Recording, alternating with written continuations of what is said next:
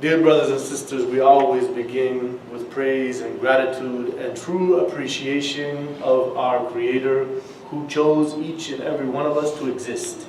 It was His will that we came into existence, and by His will our whole entire functionality every day is blessed with countless favors and blessings. So we bear witness that there is no deity and nothing worthy of worship except for Him alone. And then Muhammad was His final messenger sent to mankind to reveal His message so that they could understand their relationship with their Creator. I want to talk about today the reality of creed that often confuses people from childhood. Many children are confused about some issues in our belief system. We often want to philosophize things. We start to look into belief and creed and we start to try to figure it out. We want to wrap our minds around it. And the fact is that when it's talking about something from the unseen, in fact we have no way to decide from our mind something that is beyond our perception. So we look to Scripture. And when we look in the Quran, we learn things that tell us about how to deal with things. Right now, the world, particularly here in the West, is moving towards everybody worshiping their own mind. Basically, arrogance. What I think is real. What I don't get is not real. Whatever my mind understands is the truth. Whatever it does not understand is not the truth. Right? Individualism. Me, I, how I think, what I want to believe, what I want to do. And so people are separating themselves from the need for divine guidance. It's called secularism. And so the Holy Quran tells us, وَمَا أُوتِيتُم مِّنَ الْعِلْمِ إِلَّا قَلِيلٌ. And the scientists all agree with this verse in general. You only have been given a little bit of knowledge. You haven't learned everything. Allah subhanahu wa ta'ala tells us in the Quran. And if you ask any scientist in matters of science, have you figured everything out? They'll say, no way. We're always figuring new things out all the time. And it seems like that will be our case until the end of time, as it were. And the Holy Quran tells us. See, Surah Al-Baqarah has so many gems in it. And that's why it comes right after the Fatiha, so that we can get a good foundation on our understanding of guidance. We just said, guide us to the straight path. So Ayatul Kursi, the Prophet ﷺ told us, is very important to protect you from the devil. Because it is a plot of evil to make you think that you know everything. To make your mind believe that I have absolute knowledge in here. Because it's not true. All the scientists who are having this in terms of religion, when it comes to science, they admit we don't know very much at all. We're going to keep learning and learning and learning. When it comes to religion, that's all false. Why? We haven't figured it out yet. Yet, in science, they're continuing to search to figure stuff out. Right? So there is a conundrum that they're in. So Allah subhanahu wa ta'ala said, وَلَا يُحِيطُونَ بِشَيْءٍ مِّنْ عِلْمِهِ إِلَّا بِمَا شَاءَ. You don't have of absolute knowledge except for what the one who has absolute knowledge has allowed you to have. If we really believe this and embrace it, we will come to things with a level of humility by which we will embrace the fact that we live in a world of mysteries. And we are always uncovering new things all the time. Imagine someone from this room travel to South America in the heart of a jungle where there's a tribe of Aboriginal people there that have never seen anything from the world we live in. They have a tribe. They have elders of great knowledge among them that they respect as very great people of knowledge. Right? And then you go to those people and you learn their language and you mingle with them, and then you try to begin to explain to them the reality of electricity or oxygen or bacteria. Those people of that tribe and what they know from their experience as a people will think, you have some crazy myths, oh foreigner. You are coming out with some strange myths. Because they have not come to that knowledge yet. they will act like that. Right? So we have a certain arrogance in our society today that because we have learned a lot of things, that there's nothing new for us to learn, particularly when it comes to the essence of life and the reality of existence. They just want to cancel all that out, even though they have no answer for it. You see what I'm saying? They have no answer. They're bankrupt. We're the only ones that have an answer, people of faith in God. Right? But they want to cancel that one out and keep worrying about science, which they say they haven't figured everything out about. If you come to know the solid foundations of Islam, so this is where we start with a suggestion that is part of a process that takes going out of your comfort zone, that takes truly understanding things on genuine terms. So if you go into the process of faith as, well, this is the religion of my family, I was born into it, my society I was raised in, that's their religion, and so I just follow it because that's the cultural what we're supposed to do. And there's good morals and things. Muhammad was a great guy, did some things, sallallahu alayhi wasallam. But you don't ever look to the foundations. Then when some deep philosophizing scientific Western mind comes to you with some idea, they can shake your faith. You might actually have your faith shaken, but you don't ask or you don't really research sincerely about it, and then you just become a weak believer throughout your life after that. Because you're not looking to actualize a genuine relationship with Allah subhanahu wa ta'ala. So once you know the foundations of Islam, in your mind, in your heart, in your body, in the world around you, and you come to see, well, this would be a whole other khutbah, we're going to stick to our point here. Then you would not reject something simply because you didn't understand it, or simply because it wasn't scientifically proven.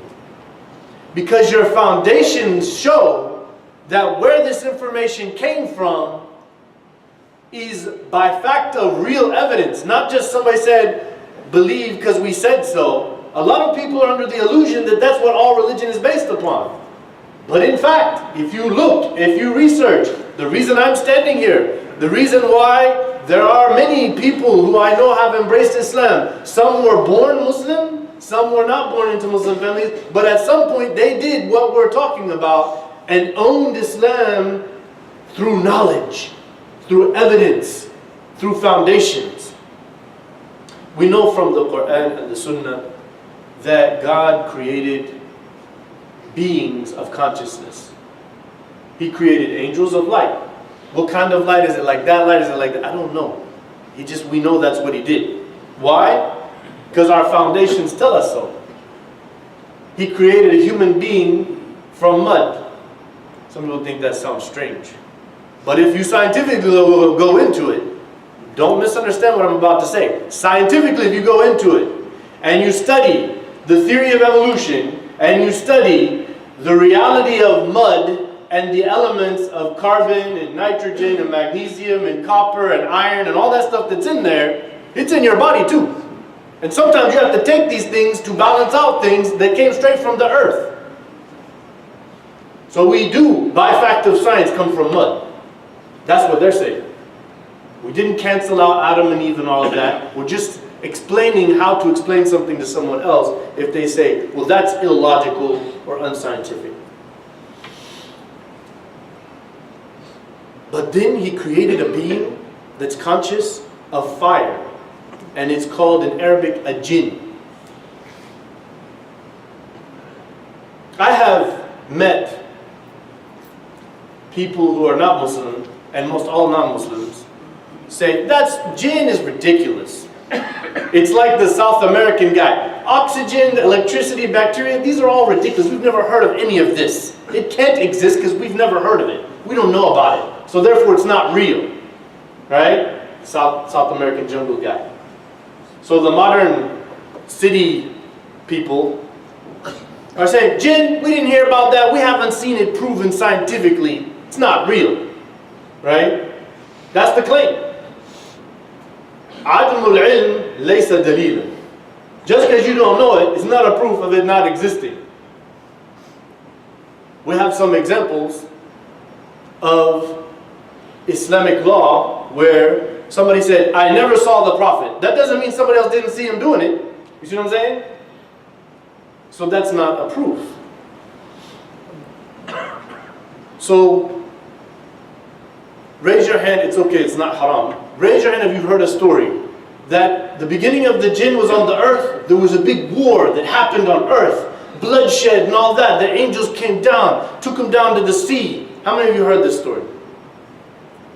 Oh, very small amount of people. I think more of you, yeah. That story has no basis in authentic scripture. There is no basis for that. It's kalam. There is no sanad for it.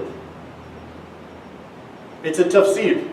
And most of the scholars, Shaykh al-Shanqiti said in his tafsir, it's Israeliyat, hikayat an Bani Israel. La tusaddiquhum wa la tukaddibuhum. Wallahu a'lam.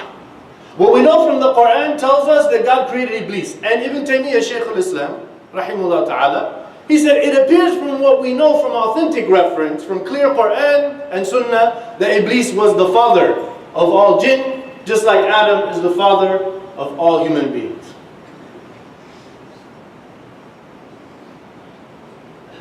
Now even myself, I think it was recently I made a mistake because I was researching for the khutbah. I was like, you know what, that's not authentic either. I've been saying that in many khutbahs. The story that Iblis, before he deviated and became arrogant and jealous, he was a leader amongst the angels, and there is no evidence for that. There is no sound evidence of a chain of narration from Rasulullah sallallahu alaihi wasallam that we can put our faith in that. What we do know, he was created and he was doing whatever God told him, and then at one point he disobeyed. And he knows God. It's not a matter of iman. He knows him. But yet his arrogance, going back to our point, what we started with, his arrogance, he put himself at a level where he can tell the one who he knows is the creator of the universe, you're wrong and I'm right. I know. My idea is more correct than yours.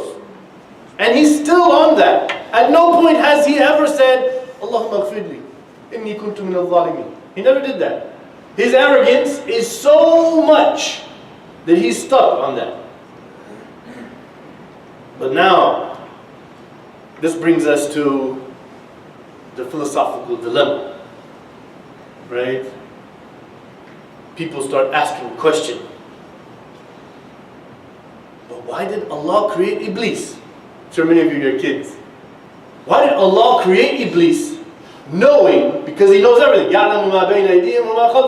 knows what everybody's going to do. There's no question about that. Whoever would say he doesn't know something is negating what he said about himself. So he knew creating Iblis. They say, why? Why would he create Iblis, who will be evil? He will choose evil, and then other jinns will follow him and other human beings will follow him. Now we have to create a hellfire because they all chose to follow evil, and now people are being burned and tortured, and he chose that, right? Somebody said, did he go there in the khutbah? We went there. This is a dilemma many people have. But you can take that a little bit farther. Why did he choose to create anything at all? Why is there anything? We're going to talk about it. Where did God come from? Where did he come from? Shaitan's going to bring all of these ideas to you. So what we've gotten right now ourselves into is the little mind, the little ant, a little speck of dust on this planet in this giant, vast universe. This little entity has decided in its mind, well, I can't figure it out. And then they start having shaken faith. Because the mind is going in a limited capacity. Very limited. Not according to me. According to scientists. All scientists agree. We have a very limited capacity. We know very little about everything. And we keep uncovering. And we're going to keep uncovering. And we don't see any end to this uncovering of the mysteries of life and existence.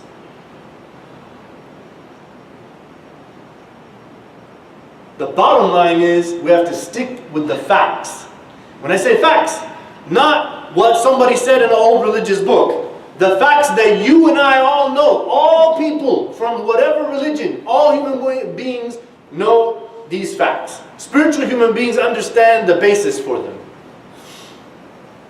We see creation.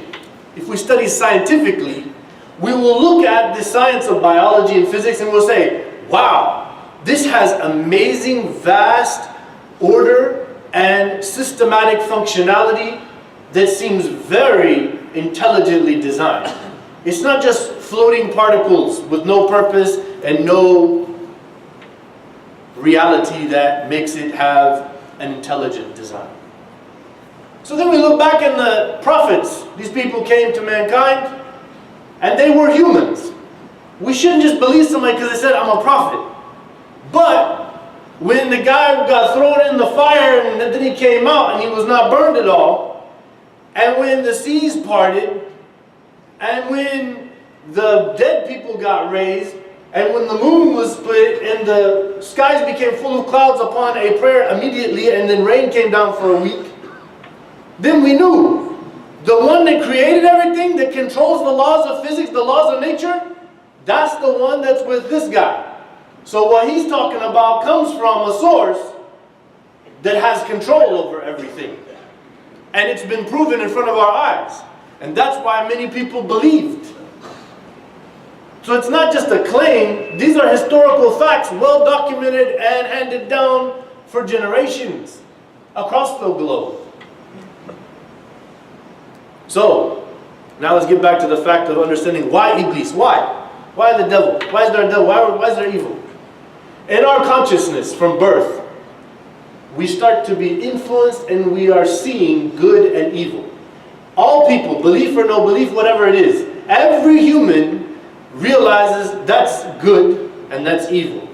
We become affected by it. As we mature, we realize the good and we see its beauty and we're attracted to it. We like it. And it's constructive, creative, representing what brought everything in this structured universe we find ourselves in. When we say evil, we see it's ugly. We don't like it. It's destructive. Causes harm. We don't like it.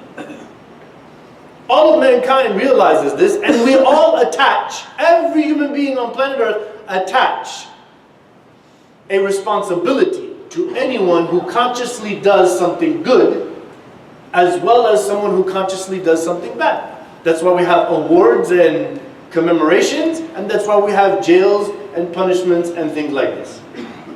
Everybody agrees on this. There is good and there is evil. So, the spiritual person who's gone back and looked at the evidence and the foundations of God's existence and the prophethood that He sent, they realize that our consciousness and the choices we made, that we are eternally responsible for two reasons. One, because God said so and it came from the foundation. And number two, it's logical. What if somebody lived their whole life doing lots of good things and they never received any sort of reward for it? What if somebody lived and did many evil, terrible things and they were never caught and punished for it? Ultimate justice says the one that chose that should get that. وَمَا جَزَاءُ الْإِحْسَانِ إِلَّا الْإِحْسَانِ الَّذِينَ أَسَاءُوا بِمَا عَمِلُوا وَنَجْزِيَ الَّذِينَ أَحْسَنُوا بِالْحُسْنَى. We reward those who chose to do good with good, and those who choose to do bad with bad. Still some people are sitting there. You have really not solved the thing. Why Iblis? Why is there evil? Why are people going to hellfire? It seems harsh. We need an answer. The people are still saying.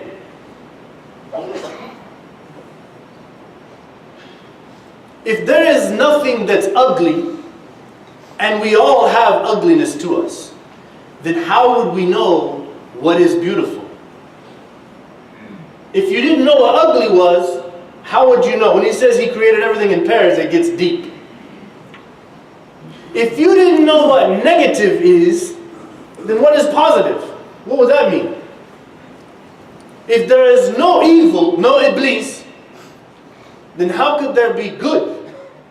If everything is perfect and everything is done right, how would we know the difference? If there is no flaws and defects, how could we ever appreciate perfection?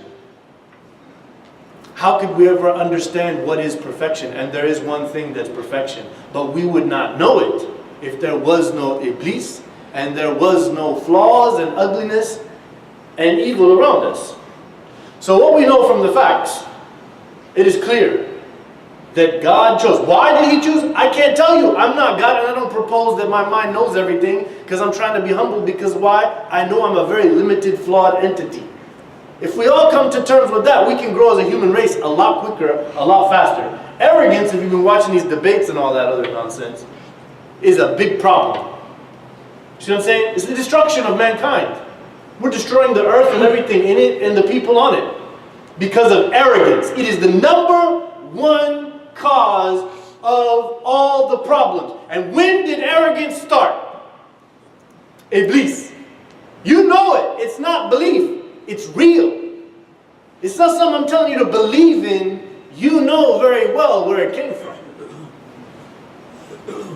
We were blessed to be created.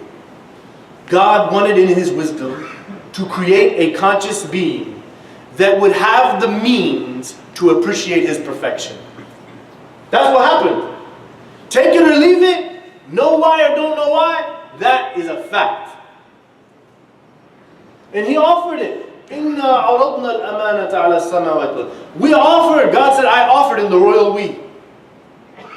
The conscious awareness of one's choice and to be able to differentiate between good and evil, beautiful and ugly, falsehood and truth, and then who will be the one that will take the responsibility to choose the right way.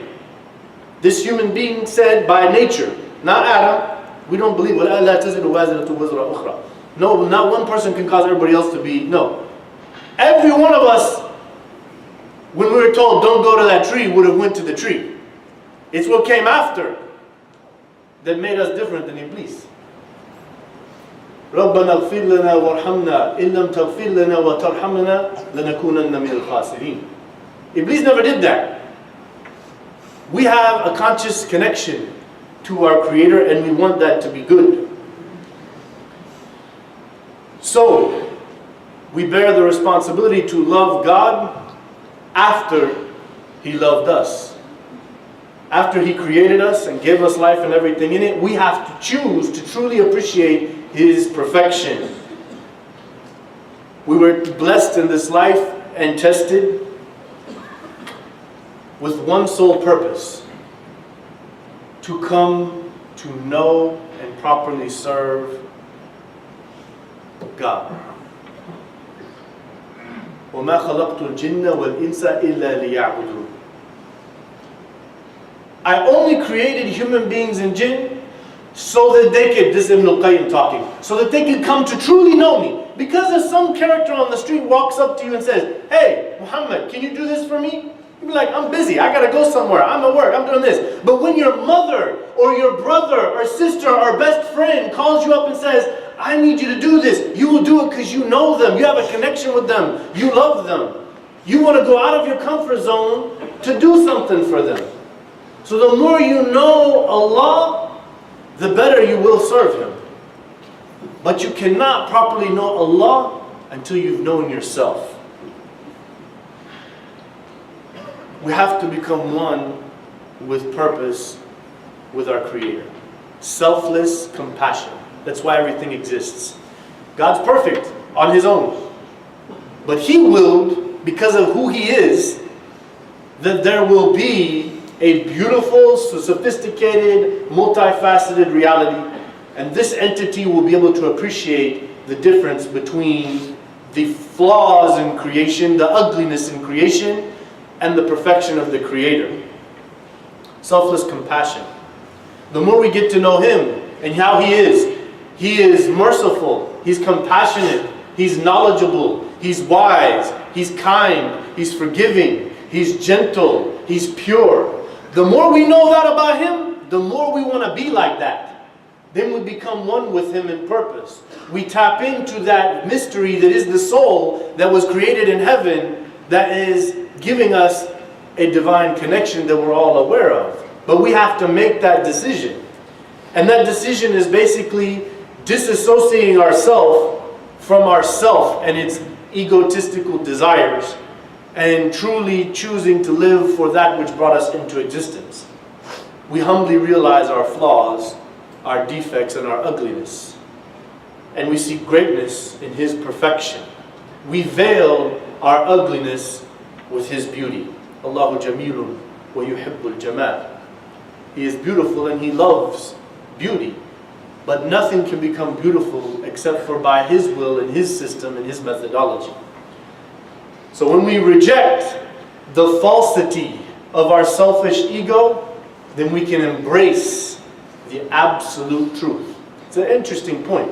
When we reject the falsity of our selfish ego, the individualism, me, I, what I think, what I want, because you and I don't exist except for because of He. Because our life comes from Al-Hayy, and our abilities comes from Al-Qadir. And our hearing and smelling and everything and our rizq, all of it came from one source. So we are really nothing. We are just part of the absolute truth. The clear, plain, absolute Al-Haqqul Mubin. And that's the whole story of the Quran, is to come to know that. And once we do this, then we're fulfilling one ayah that we've been talking about for 30 minutes. إِيَّاكَ نَعْبُدُ وَإِيَّاكَ نَسْتَعِينُ. Only you do I really serve. And through you, by your means, do I seek everything that could make me great and could make me special, could make me beautiful, could make me better.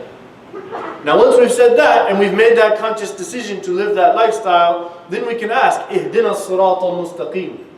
Guide us to the straight path. And then we can be guided. ذلك الكتاب لا ريب فيه هدى للمتقين. We go into the book and then we'll start to really feel the guidance and see it. But if we did not go through that process we're talking about for 30 minutes, we'll open the Quran and get bored. What is this? Some old story, I can't follow it. I don't even know Arabic, whatever. I'm bored. We're gonna do something. Let's go play Call of Duty. Let's go watch something on television. Let's go to the hookah lounge. Kick it. Yeah, man. وَلَأُزَيِّنَنَّ لَهُمْ. I will, the shaitan, he told Satan, he told God, I will beautify and adorn for all of people their selfish desires that have no value, cannot create goodness, cannot create beauty, cannot be valuable, and is based on falsehood. But they will think that is the most important thing to them, and they'll be deeply attached to it. That's what he said. Question is, are we willing to battle with this dude? Are we willing to throw down like Conor McGregor on this guy? That's the question that's being asked. Right? And we have to make that decision. That's why he said, إِنَّ عِبَادِي لَيْسَ لَكَ عَلَيْهِمْ سُلْطَانٌ إِلَّا مَنِ اتَّبَعَكَ مِنَ الْغَاوِينَ. My true servants, you have no way to influence or harm them at all, except for those ones who chose to follow you. مَا كَانَ لِي عَلَيْكُمْ مِنْ سُلْطَانٍ إِلَّا أَنْ دَعَوْتُكُمْ فَاسْتَجَبْتُمْ لِي. On the day of judgment he'll say, I had no real authority over you. I suggested some ideas through various means, through entertainment, through your friends, through maybe family, through whatever. There's influence all over the place. وَاسْتَفْزِزْ مَنِ اسْتَطَعْتَ بِصَوْتِكَ. His voice is permeating all around us. Some people put little things in their ear and they just soak it up and it becomes them. It's a battle. Are you willing to fight? That's what jihad's all about. It's a good idea. So I'm running over time. We'll conclude at the Isha time. But basically, the word Satan is actually not an Arabic word. Shatana, it means like something to be attached, something to attach him. So some scholars, they say, well, it seems Arabic, so we're going to say it's a false attachment. But if you study Hebrew, you'll find out that it is a Hebrew word. Because in Hebrew, the word Satan, it means an avowed adversary plotting against you. Now from the Quran we know that's a Hebrew word, for sure. Attachment in vague or an avowed adversary plotting against you. Pretty sure the Hebrew one is the sound understanding. So if somebody was plotting against you, and someone is your enemy, if you don't know their methods, then you will not be able to fight them. But you got to have a war strategy. And that's what the Quran's all about. That's why the Quran ended with those last two surahs. The conclusion of the Quran, it's a book, it's a literary masterpiece. It concludes with those two surahs. Not just to have holy blessings soak into you because you read these surahs and now you'll be protected mysteriously from shaitan. Not just that. That is an understanding many scholars say. But if you truly understand what it's talking about and you take the guidance from it, he will have no way to do anything. Because even if you have all kinds of information from the Quran, you know many ayahs and many hadith, you memorize all of that. If you're not truly fighting the battle, if you're not truly aware of what's wrong with you, and you're truly looking to fix every single bit of that with what's perfect about him, then it doesn't matter that you know those things. It has to be a conscious decision in which you fight the fight. So when we read Surah Al-Baqarah, when we read Ayatul Kursi, we're learning guidance. If we have some sheikh on a thing reciting Quran, is that that we're reading Quran and that's our sincere intention, or is that some other guy getting the barakah somehow? Right? The house that the Surah Al-Baqarah is truly read and understood and the guidance is followed, shaitan has no way in that house. But we take it superficially.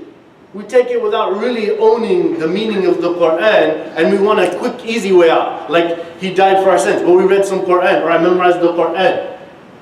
That's the easy way out. It's a real battle that you have to really invest your whole entire conscious life to in order to win. And when you do that, then with all of our flaws, we're going up that ladder of the straight path, going up towards goodness because we're choosing that guidance. Then when we die, we have earned a place in perfection and will truly be able to appreciate that. I ask Allah subhanahu wa ta'ala to forgive us all and help us be the people who are understanding our purpose and living accordingly.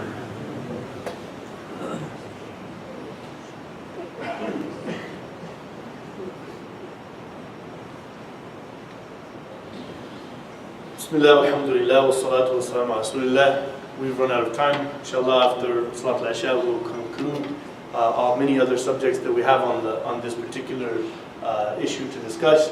We ask Allah subhanahu wa ta'ala, Ya Allah, guide us to the straight path. Make us of those who are truly serving you and wishing to serve you, and that we are truly seeking your assistance with all of our flaws and shortcomings. Ya Allah, forgive us for our weaknesses and our laziness and our shortcomings.